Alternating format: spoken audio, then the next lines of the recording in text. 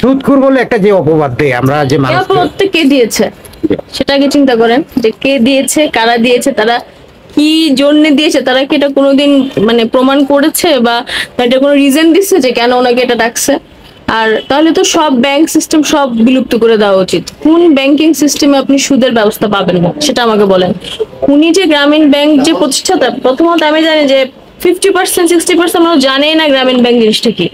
প্রথমত এটা জানা উচিত যেটা এই যে ব্যাংক সৃষ্টি করছে না ক্ষুদ্র ঋণ, এটা কাদের জীবনকে চেঞ্জ করছে সেটা আগে জানা দরকার। আমাদের জীবন তো চেঞ্জ করবে না, আমরা জানবো না।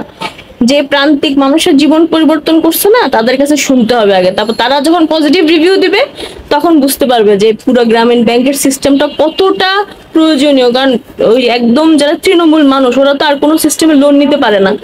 তো সেক্ষেত্রে সুদের কথা যদি বলেন, সমস্ত ব্যাংকের সব সিস্টেমে সুদ, ইসলামী ব্যাংক থেকে শুরু করে সব ব্যাংকে সিস্টেম প্রচলিত, তাহলে পুরো জিনিসটাই উঠে দিতে হবে। তো এই সুদখোরের সাথে একটা মানুষের সমস্ত নীতি আর সমস্ত চিন্তার পজিটিভিটিকে কখনোই ম্লান করে দেওয়া যায় না। ইউনূস মানে অন্তর্বর্তীকালীন সরকার হওয়ার অনেক আগে থেকেই তো ওনাকে চিনি, জানি ওনার সম্পর্কে যতটুকু জানি।